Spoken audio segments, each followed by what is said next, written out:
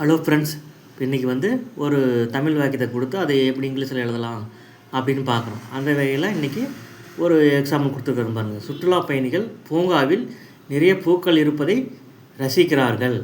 இதை எப்படிங்க ஆங்கிலத்தில் இங்கிலீஷில் ட்ரான்ஸ்லேஷன் பண்ணி எழுதுறது? வாங்க, நான் உங்களுக்கு நல்லா தெளிவாக புரிகிற மாதிரி சொல்லித்தரேன். அதுக்கு முன்னே நம்ம சேனலில் கொஞ்சம் சப்ஸ்கிரைப் பண்ணுங்கள் ஃப்ரெண்ட்ஸு. உங்கள் ஃப்ரெண்ட்ஸுக்கெலாம் அந்த வீடியோவை ஷேர் பண்ணுங்கள். பாசிட்டிவாக கமாண்டு காலத்தில் பாசிட்டிவான கமெண்ட்ஸை போடுங்க. உங்களுக்கு ரொம்ப அட்வான்ஸ்டு லெசன் தான் போடுவேன். உங்களுக்கு ரொம்ப யூஸ்ஃபுல்லான லெசன், அட்வான்ஸ்டு லெசன் தான் போடுவேன். சரி, போகலாங்களா? இப்படி ஒரு சென்டென்ஸ் கொடுத்துட்டாங்க. சுற்றுலா பயணிகள் பூங்காவில் நிறைய பூக்கள் இருப்பதை ரசிக்கிறார்கள் அப்படின்னு கொடுத்துட்டாங்க. இப்போது இதை எப்படி இங்கிலீஷில் எழுதலான்னு பார்க்கலாம் வாங்க.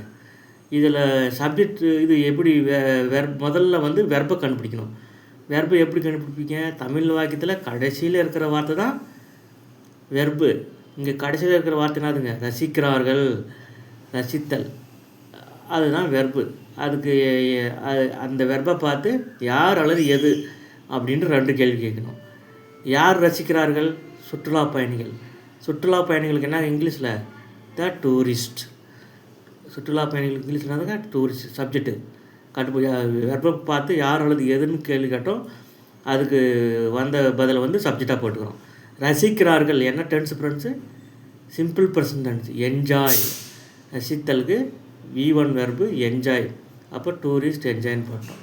இந்த வெர்பை பார்த்து எதை யாரை யாருக்கு யாரிடம் அப்படின்ற 4 கேள்வி கேட்டால் வர்றது ஆப்ஜெக்ட்டு. அப்போது இங்கே எதை ரசிக்கிறார்கள் அப்படின்னு வெர்பை பார்த்து எதைன்னு கேள்வி கேட்டால் ஏ லாட் ஆஃப் ஃப்ளவர்ஸ், நிறைய பூக்களை அப்படின்னு பதில் வருது. அப்போது the tourist enjoy a lot of ஃப்ளவர்ஸ்னு வந்துருச்சுங்களா SVA பேட்டர்னில். இப்போ என்ன பண்ணிங்களா? ஸ்டெப் 2.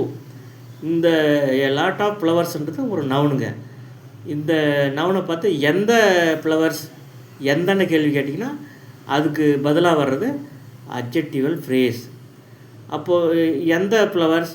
பூங்காவில் இருப்பதை, பூங்காவில் பூங்காவில் இருப்பதை ரசிக்கிறார்கள்.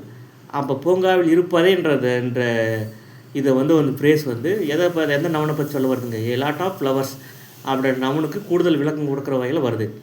அதனால் இந்த பூங்காவில் இருப்பதைக்கு எப்படி பேர் எழுதுறங்க பாருங்க. இருப்பதைக்கு பீயிங் எழுதிக்கணும். பூங்கான்றதுக்கு the park, in the park. இல்லைன்றது ப்ரிபோசிஷன். பூங்கான்றது நவுனு, இல்லைன்றது ப்ரிபோசிஷன். அப்போ பூங்காவில்னா எப்படி வரும்? இந்த பார்க்னு வரும். இந்த இருப்பதிக்கு பீயிங் போட்டுக்கிறீங்க. அப்போ பூங்காவில் இருப்பதி பீயிங் இந்த பார்க். இந்த பீயிங் இந்த பார்க்குன்றது லாட் ஆஃப் ஃப்ளவர்ஸ்ன்ற நவுனுக்கு கூடுதல் விளக்கம் கொடுக்குற வகையில் ஒரு அட்ஜெக்டிவல் ஃப்ரேஸாக வருது. அதனால் அந்த நவுனுக்கு பின்னாடியே பின்தொடர்ந்து நவுனுக்கு பக்கத்துலேயே எழுதிவிட வேண்டும். அதான் சொல்கிறேன். ஃபைனலாக எப்படி வருங்க? The tourist enjoy a lot of flowers being in the park. இந்த பீயிங் என்ன அர்த்தம்னா இருப்பதை. எங்கெல்லாம் இருப்பதைன்னு தமிழ் வாக்கியத்தில் வருதுங்கன்னா அந்த இதுக்கு அந்த தமிழ் வாக்கியத்தில் பீயிங் வந்துச்சுன்னா தமிழ் வாக்கியத்தில் இருப்பதைன்னு வந்துச்சுன்னா அதுக்கு நீங்கள் என்ன யூஸ் பண்ணணும்? பீயிங்னு யூஸ் பண்ணணும். அதுதான் டாபிக் இன்றைக்கி. அந்த பீயிங் பக்கத்தில் அதோடு சேர்ந்து வரது ஒரு ஃப்ரேஸ் மாதிரி எழுதி அந்த நவனுக்கு பின்னாடி தொடர்ந்து எழுதிடுறீங்க. புரிஞ்சுக்கல ஃப்ரெண்ட்ஸு? ஒரு 2-3 டைம் போட்டு கேளுங்க ஃப்ரெண்ட்ஸு.